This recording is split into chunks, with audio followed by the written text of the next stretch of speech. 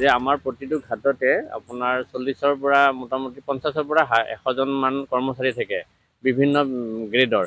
কিন্তু যেতিয়া আপোনাৰ দলংখন পানী বাঢ়া বা কমোতে আমাৰ কাঠৰ সাঁকোখন উঠোৱা নোমোৱা কৰিব লগা হয়, তেতিয়া কিন্তু তেওঁলোকৰ সেই সাঁকোখন বনাওঁতে ইমান কেইজন মানুহ থাকে, মানে ঘণ্টা ধৰি ঘণ্টা লৈ লয়। মানে ৰছীডাল গাঁঠি দিব নিদিয়ে, নিব নিদিয়ে, এনেকুৱা কৰি থাকে।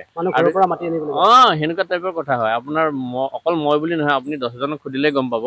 তেওঁলোকৰ তাৰমানে কি হয়, ইজনে সিজনক ঠেলি থাকে, সিজনে সিজনক ঠেলি থাকে, এইফালে আমি ৰখি থাকিব লগা হয়। গতিকে এইটো বৰ লাজৰ বিষয় হয়। তেওঁলোকে সময় মানে দৰমহাটো যেনেকৈ ল'ব জানে, সেনেকৈ মোৰ হিচাপত কামটো কৰিলে আমি ৰাইজে উপকৃত পাম আৰু। মই এইফালে আগতে মধ্যমখণ্ডৰ ঘাটটো আছিল, আমাৰ ভাল হৈছিল। পানী শুকাইছিল কাৰণে ৰজাদ্বাৰত নিছিল, এতিয়া পানী হৈছে। পানী হওঁতে এতিয়া ৰজাদ্বাৰৰ পৰা মধ্যমখণ্ডত ঘাটটো আনিব পাৰে, আমাৰ অসুবিধা হয়। পূজাৰ সময় ল'ৰা ছোৱালীৰ কাপোৰ কানি বজাৰ কৰিব লাগে।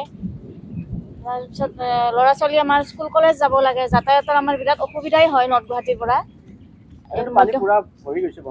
এতিয়া পানী ভৰিছে, তেওঁলোকে ইচ্ছা কৰিলে ইয়াতে ঘাটটো আনিব পাৰে।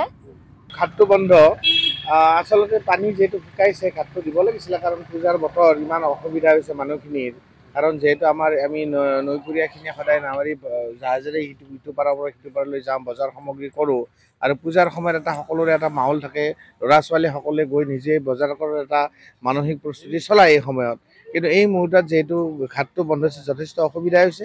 মই ভাবোঁ যিহেতু এইটো দিব পৰা হৈছে, ঠিক আছে, পানী কমিলে ঘাট বন্ধ হৈছে, এইটো বাৰু মানি লওঁ। কিন্তু যিহেতু এতিয়া পানী আহিছে বা ঘাটটো দিব পৰা ব্যৱস্থা হৈছে, গতিকে ঘাটটো সোনকালে দিবলৈ মই চৰকাৰক আহ্বান জনাইছোঁ। মানে এতিয়া জাহাজ নাই, মানে সি হৈছে মানে ঘাটটো বন্ধ কৰি থৈ দিছে, পানী চানী হৈছে, মানে পানী হ'লেও মানে ঘাটটো দিয়া নাই। তো এতিয়া মানে সিপাৰে যাব লাগে, গাড়ী লৈ গ'লেও অসুবিধা হয়। ইফালে ঘূৰি গ'লে মানে বিৰাট মানে জাম জোট হয়, মানে ইফালে হয়, ইফালে মানে ওচৰ হয়, কিন্তু গ'লে কি হ'ব, ঘাটটো নাই, পানী যোৱা 2দিন পানী নাছিলে মাজতে। এতিয়া পানী হ'ল, কিন্তু পানী হ'লে মানে ঘাটটো দিয়া নাই, ইমান মানে অসুবিধা হৈছে।